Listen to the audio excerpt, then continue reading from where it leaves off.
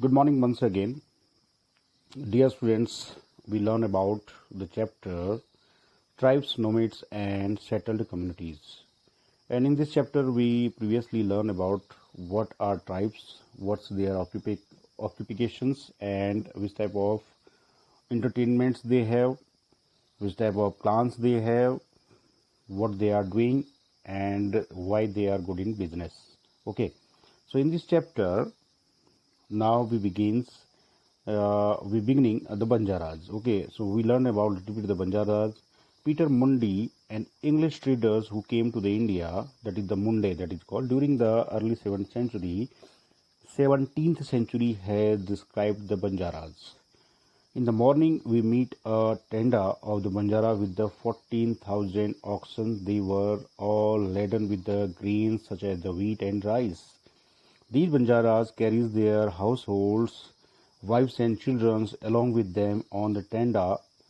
Consist of many families. Their way of the life, leafy, is similar to that of the carriers who continuously travel from place to place. They own their auction. They are sometimes hired by merchants, not fired. That is called hired by merchants, but most commonly, they are themselves merchants. They buy grain where it is the cheaply available and carry it to place where it is dearer. Okay, from there they again reloaded their auction with anything that can be profitable, sold in the other places. So they are the perfect businessmen. Okay, they are, we can say they were brought. They can buy the in very few prices of the wheat or rice. We can say the grains, and they sold there where the desires there, means there where the demand is up. So from there they again reload their auctions with anything that can be profitable, sold in their places. In a tenda there may be a many 600 or 700 persons. They do not travel more than 6 or 7 miles a day, that too in the cool weather. After the unloading their auction, they turn them free to graze, as there is enough land here and no one there to be forbid them. So means they have their own oxes also. Okay, and they have their own bullock carts, and they are reloaded them and they sold the grains. They buy the grains, and the business is started from the Banjaras. Okay, so last day we little bit learn about the nomads and itinerant, that is called itinerant. Okay, nomads are wandering peoples. Many of them are the pastoralists who roam from the they are the roaming. Okay, from the good pasture to another with their flocks and herds. Similarly, itinerants and herd groups such as the craftspersons, peddlers, and entertainers also they are called entertainers. That just like called nut. Okay, and travel from place to place, practicing their different occupations. Both nomads and the itinerants groups and often visit the same place every year. So they are moving. You can say the roaming from place to place, and they are come back from the same place after 1 year. Okay, they are entertainer also. They are the nutty and nut also. They are okay. They are the Banjaras, the famous very song "Hum Banjaron ki baat mat pucho ji." Okay, very simple way. So they are very good dancer also. They are the good folk singers also. Okay, because they know about what's their roots, what's their cultures also. Okay, so now the pastoral tribes are reared and sold animals such as the cattle and horses to the prosperous people. Different castes of petty peddlers also traveled from village to village. They made and sold such as the ropes, reeds, straw, mating and courses, sacks. Okay, that is called Russia. Sometimes and mendicants acted as the wandering merchants. They were castes of the entertainers who performed in the different towns and villages for their livelihood. Okay, so we all know about them.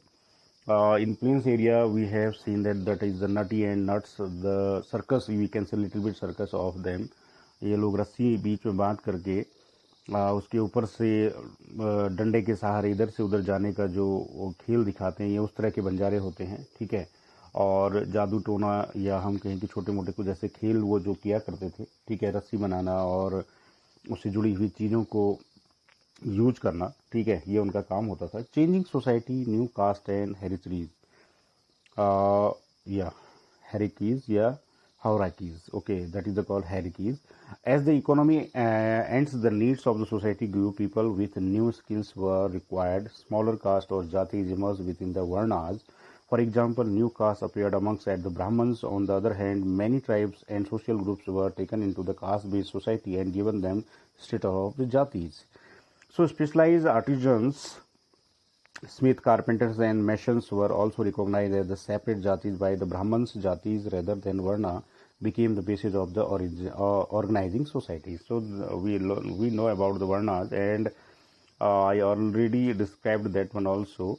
That is, you can say, still blamed by the Brahmins, but it's we can say the situation also and the activity based performance there. So who are engaged in the particular that performer, they are perform such type of the activities like smith, like carpenters and masons also. But so after some time they all were you can say exercise for their own business. Okay, वो उसी में सफल होते गए, तो इसलिए उन्होंने उसी को अपना काम बना लिया। जैसे कुम्हार जो मिट्टी का काम करता था वो कुम्हार कहलाया, तो उन्हीं से कुम्हार जो वर्ण जो उनकी जाति है वो भी बनती गई। जो सोने का काम करता था दैट इज कॉल्ड स्वर्णकार, उसको सुनार कहा जाएगा। लोहे का काम करने वाला ब्लैक स्मिथ कहा गया या आयरन स्मिथ कहा गया, तो वो धीरे धीरे लोहार के रूप में फेमस होता रहा। तो वर्ण पर ही इसको हम बेस्ड मान सकते हैं, बट इसी तरह से हमारी जो कस्टम था वो धीरे धीरे आगे बढ़ने लगा। डिलिब्रेशन ऑफ द जाति, 20th century inscription from the Ukayakonda Uddayur in the Tiruchinappalli Taluka in the present-day Tamil Nadu describe the deliberation in the Sabha, chapter number 2 of the Brahmans. They delivered to the status of the group known as the Rath Karakas, means who made the Rath. Okay, जो chariots बनाते थे या फिर रथों को बनाया करते थे.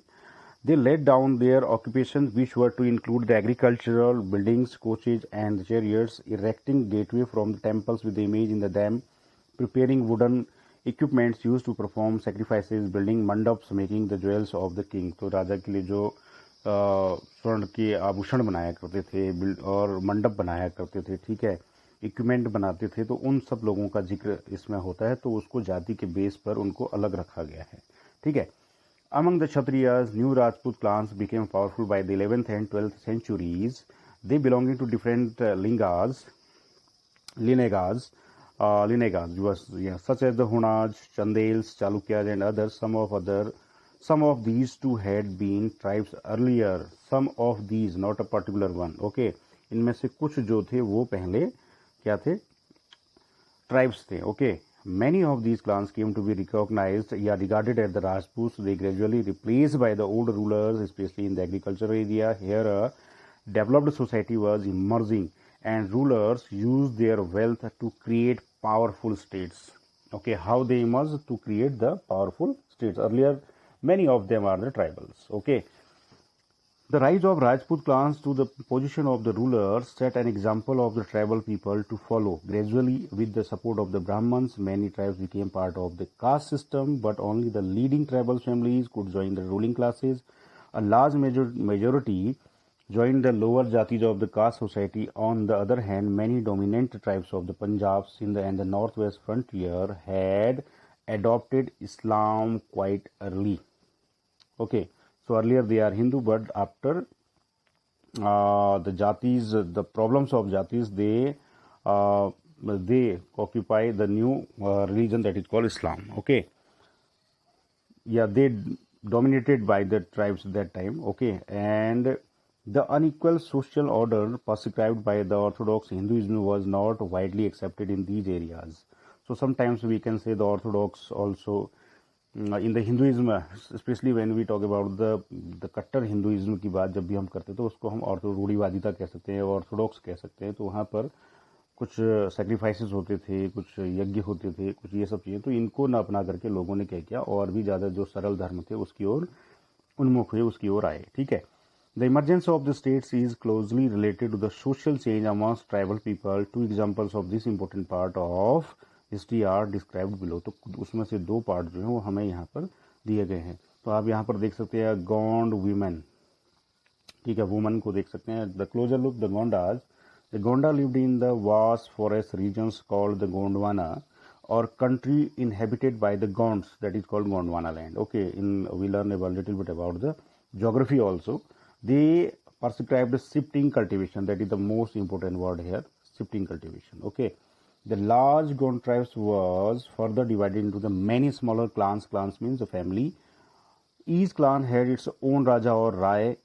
About the time that the power of the Delhi Sultans were declining, a few large Gond kingdoms were beginning to dominate the smaller Gond chiefs. The Akbarnama history of the Akbar's region mentioned the Gonda kingdom of the Grah Katang that had 17,000 villages. How many? 17,000 villages. Okay, Grah Katang also used here from their villages.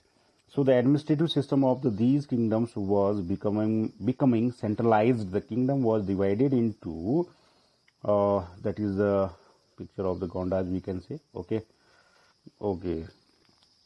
become into Graha. Each Graha was controlled by the particular Gonda clan, that is called Graha. This was further divided into the units of the 84 villages called Chaurasi. 84 also known as the Chaurasi in Hindi. Okay, in which language? In Hindi, that is called Chaurasi. So the Chaurasi was subdivided into the Barahots, which were made up of the 12 villages, that is called Barahots. Okay, 12 means Bara. Okay. The emergence of the large states changed the nature of the Gonda society. Their basically equal society gradually got divided into the unequal social classes. Brahmins received land grants from the Gonda Rajas and became the more influential. The Gond chiefs now wished to be recognized as the Rajputs, so Amandas, the Gonda Raja of the Greh Katang, assumed the title of Sangram Shah. Now they became the Shah. Okay, the Sangram Shah. His son Dalpat married Princess of Durgavati, the daughter of Salaban, the Chandel Rajput Raja of Mahoba, the very famous king of Mahoba. So you can see here the Choragar, the Beragar, and the Mandala, Gondas, the Kolangs, and the Badal, the sub boundary of the Sarkar, you can say, the Bandolgarh. Okay, the Bandolgarh. Now we talk about the Rani Durgavati here. So Dalpat, however, died early. Rani Durgavati was very capable and started ruling on the behalf of her 5 years old son, Veer Narayan. That name is Veer Narayan. Yeah, Narayan. Under her, the kingdoms became even the more extensive. In the 1565, the Mughal emperor, Mughal forces under the Asaf Khan attacked the Greh Katang in the time of Akbar. That is the time of Akbar also. Okay.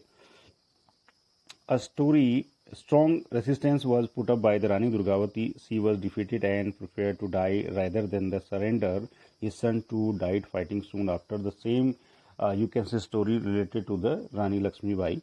Okay, so a craved door, Gonda tribes, Bastar areas in the Madhya Pradesh, but nowadays Bastar in just Chhattisgarh area. Okay, it's the craved door. So here you can see easily that is a part of the door. Okay. Now, Greh Katang was a rich state. It earned much wealthy by the trapping and exporting elephants to the other kingdoms. When the Mughal defeated the Gondas, they captured a huge booty of the precious coins and the elephants. They annexed part of the kingdoms and granted the rest of the Chandrasa, an uncle of the Veer Narayan, Narayan. Despite the fall of the Greh Katang, the Gonda kingdom survived from the sometimes. However, they became the much weaker and later struggled unsuccessfully against the stronger Bundels and Marathas. So the empire was roses and falls down. So we learn a little bit about in history. So the Gonda, the famous Rani Durgavati was related from them. Now we learn about the Ahoms in the which area? In his area. That is the particular area that is called Ahoms. The Ahoms migrated to the Brahmaputra Valley from the present-day Myanmar. In the 13th century, they created a new state by surprising the older political system of the Bihuians, landlords. Bihuians, okay. During the 16th century, they annexed the kingdoms of the Chotias, 1523, and Koch Hajo, 1581, and the subjected many other tribes. The Ahoms built a large state, and for this they used the firearms as early as the 1530s. They are used the firearms also. Okay, by the 1660 they could even make high quality gunpowder and cannons. But we learn about the Battle of Panipat, the 1526, the first time in India gunpowder was used here. Gunpowder was used in, you can see in the Babur firstly. Okay. So, however, the Ahoms faced many invasions from the southwest. In the 1662, the Mughal under Mir Jumla attacked the Ahoms kingdom. Despite their brave defense, the Ahoms were defeated, but the direct Mughal control over the regions could not last long. Means we can say they attacked them, but they are not defeated finally. Okay, so the Ahom states depended upon the forced labor. Those forced to work for the states were called Pekas. Yeah, Paikas. A census of the population was taken. Each village had to send a number of the Paikas for the rotation. People from the heavily populated areas were shifted to the less populated places. So they are, and their administrative was very good. Okay, okay. Ahom clans were thus broken up by the first half of the 17th and 17th century. Has administrative become quite the centralized. Now their administration also the centralized. Almost all adult males served in the army during the war. At other times, they were engaged in the building dams, irrigation system, and other public works. The Ahoms also introduced new methods of the rich cultivation, that is called shifting cultivation, we can say. Ahom society were divided into the clans or the khels, that is called khel. Earlier, we can learn about the Grah Katang or the Grah. There were very few castes of the artisans, so artisans in the Ahoms areas came from the adjoining kingdoms. A khel often controlled several villages. The peasants were given land by his village communities. Even the king could not take it away without the community consent. Okay, so the right of the king are also limited. Originally, the Ahoms worshipped their own tribal gods during the first half of the 17th century. However, in the influence of the Brahmins, increased temple and Brahmins were granted land by the king in the right of the reign of the Sip Singh 1714 to 1744. Hinduism became the predominated religions, but the Ahoms kingdom did not completely give up their traditional beliefs. They are adopting Hinduism. They are not adopting, yeah, we can say they are adopting Hinduism. Okay, they have their own gods and goddesses. Ahom society was very sophisticated, we can say. Poets and scholars were given and land grants. Their theaters was encouraged. Important works of the Sanskrit were translated in the local languages. Historical works known as the Burunjis was also written first in the Ahom's language and then in the Assamese. So Ahom later on called the Assamese. Okay.